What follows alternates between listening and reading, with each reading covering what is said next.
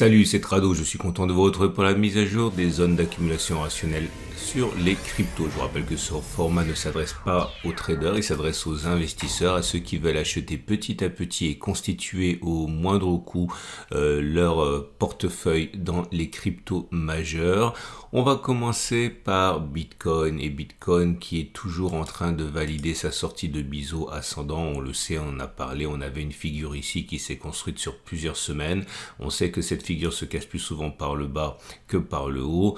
À partir de l'attaque baissière n'était pas véritablement surprenante. L'objectif tel qu'il est enseigné dans les bases de l'analyse technique est de rejoindre les points auxquels on a accroché le biseau. Le point 1 a déjà été, non, le point 1 a été atteint, le second a été atteint également, reste le point 3.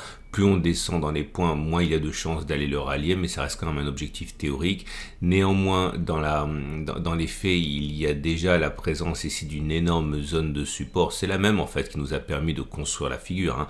Et alors ces zones, si vous découvrez mon format, ce sont des zones importantes parce que la zone rouge ici, c'est un support mensuel. Ce support mensuel, inutile de dire qu'il a fait ses preuves. Hein. C'est une zone de résistance qui a été cassée, qui a changé de polarité, qui est devenue support et qui l'est depuis 3 mois. C'est la zone immense des 20 000. 14 000. Si on regarde les données hebdomadaires, c'est la même chose. On est également sur une zone de support. C'est la zone grise pour le coup, la même zone qui a constitué les plus bas de l'attaque baissière de juin 2022. On est déjà dessus et on a autant dire que l'on avance en terrain hostile pour les baissiers puisque tous ceux qui achètent progressivement justement utilisent le fait que nous soyons sur des zones de support pour entrer petit à petit. Donc, ira-t-on chercher les plus bas de ce biseau?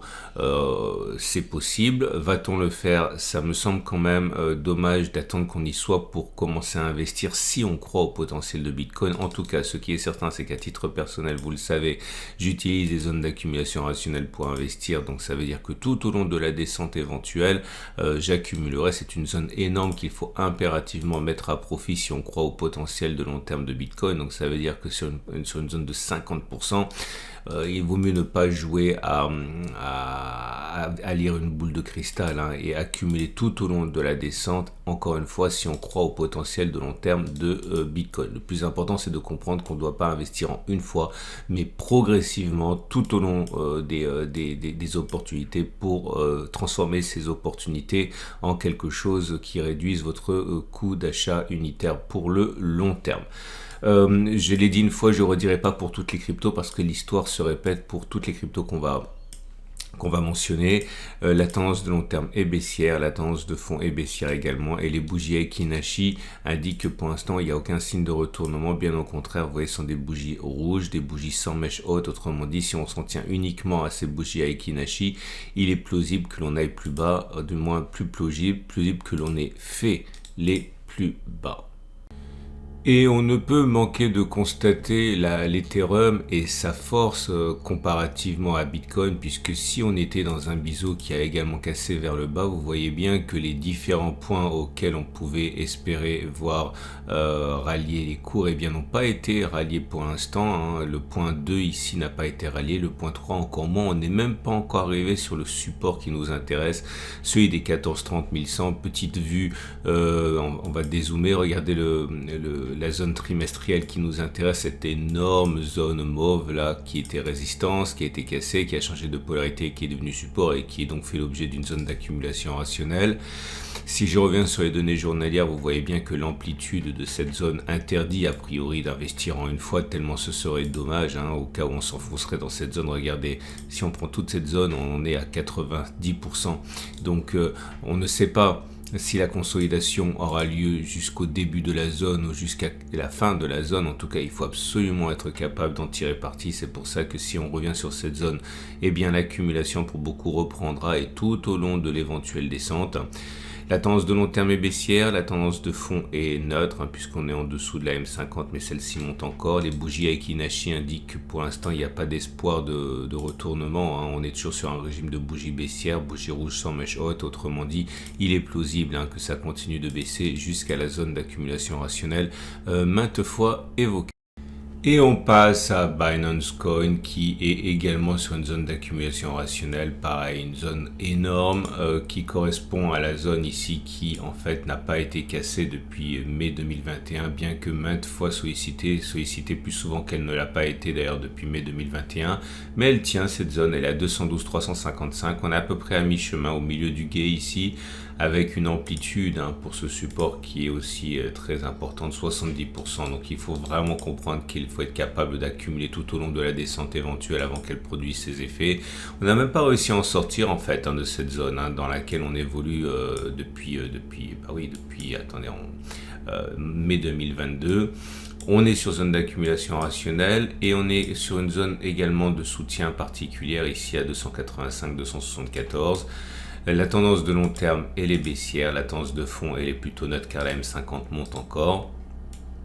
Les bougies Aiki Nashi montrent qu'il y a un léger mieux, puisque vous pouvez le voir, les bougies maintenant sont de plus en plus courtes, mais c'est pas haussier pour autant, puisque c'est encore rouge, il n'y a pas de mèche haute, et dans ces conditions, on ne peut absolument pas écarter que l'on s'enfonce encore davantage dans cette zone sur laquelle les plus optimistes fondamentalement continueront d'accumuler.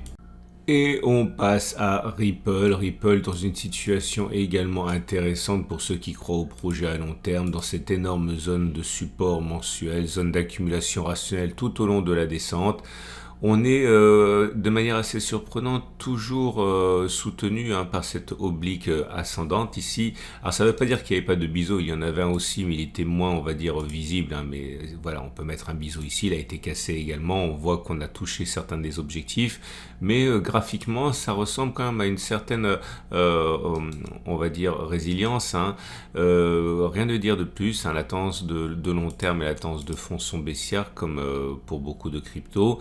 On est sur zone d'accumulation rationnelle et les bougies Aiki Nashi montrent que ça reste baissier pour l'instant avec une bougie rouge. Néanmoins, vous remarquez que là aussi les bougies rétrécissent, donc c'est moins baissier au niveau de la puissance, mais rien ne permet de dire que la baisse soit terminée sur Ripple et les investisseurs de long terme doivent être capables d'en profiter si la baisse continue et s'accélère.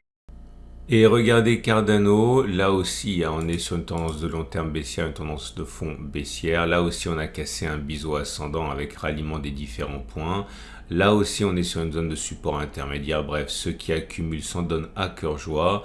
Et là aussi on est dans une zone avec des bougies Aiki Nashi qui ne laissent pas augurer d'un retournement violent. Néanmoins, regardez, chose importante sur Cardano, contrairement aux autres bougies, aux autres actifs, on a une bougie avec baissière certes, mais avec mèche haute et mèche basse. Autrement dit, la pression baissière est vraiment en train de s'amenuiser rapidement. C'est plus une bougie d'indécision qu'autre chose, mais c'est pas encore haussier pour l'instant. Et on passe à Solana également dans une situation comparable, tendance de fond baissière, tendance de long terme baissière, cassure de la figure chartiste avec accélération baissière. On est sur 34-31, je ne vois pas comment pour éviter d'aller chercher le support majeur des 26-18. Bon, tout est possible, mais c'est quelque chose qui est clairement envisageable, c'est-à-dire qu'il faut garder des cartouches au cas où on irait chercher les moins 10 à moins 38% qui sont toujours une possibilité. La seule façon d'en tirer parti, c'est d'accumuler petit à petit. Encore une fois, on ne sait pas de quoi demain sera fait, il faut tirer parti de cette incertitude. Rien à dire de plus, les bougies Aiki Nashi montrent également un affaiblissement de la pression baissière. Alors ça reste baissier puisque c'est rouge sans mèche haute, mais il n'y a aucune raison de penser que la baisse soit terminée. Et on m'a demandé de faire un petit détour du côté de Avalanche. Alors c'est toujours pareil, on a toujours sur toutes les cryptos on a ça, c'est-à-dire une énorme zone de support qui est une énorme zone d'accumulation rationnelle. Vous voyez, c'est pareil, résistance qui a été cassée, qui a changé de polarité, qui est devenue support, dans laquelle pour l'instant on se maintient. Toute cette zone est en zone d'accumulation rationnelle, il faut être capable d'accumuler tout au long de la descente qui est déjà bien engagée, mais rien ne permet de dire qu'elle sera maintenant terminée cette baisse. Là aussi on a cassé une oblique, une accélération de la baisse est en cours. Aller chercher la zone ici des 15 13 est possible, mais encore une fois, je suis désolé de me répéter, personne ne sait ce qui va se passer. Tout ce qu'on sait, c'est que il faut être capable de tirer parti de l'incertitude. Donc oui, la tendance de long terme est baissière, la tendance de fond est plutôt neutre, puisque la 50 monte toujours. On est sur une zone intéressante pour ceux qui croient au projet à long terme. Voilà ce qu'on pouvait dire pour ces cryptos majeurs. Je vous invite, si vous avez aimé le format, à vous abonner, comme ça vous ne louperez pas les mises à jour. C'est toutes les semaines, le dimanche soir et lundi matin. Vous avez également la possibilité d'avoir la même plateforme que moi pour avoir tous les cours en temps réel, CPRT. Vous avez un lien en dessous de la vidéo pour ouvrir un compte gratuit. Et également, si vous n'avez pas compris les bases de ce que je transmets ici avec les moyennes mobiles, les bougies Akinashi, vous avez un petit guide gratuit que vous pouvez regarder en dessous de la vidéo également. Je vous souhaite une excellente journée. N'oubliez pas de liker si ça vous a apporté quelque chose et je vous dis à la semaine prochaine pour la mise à jour.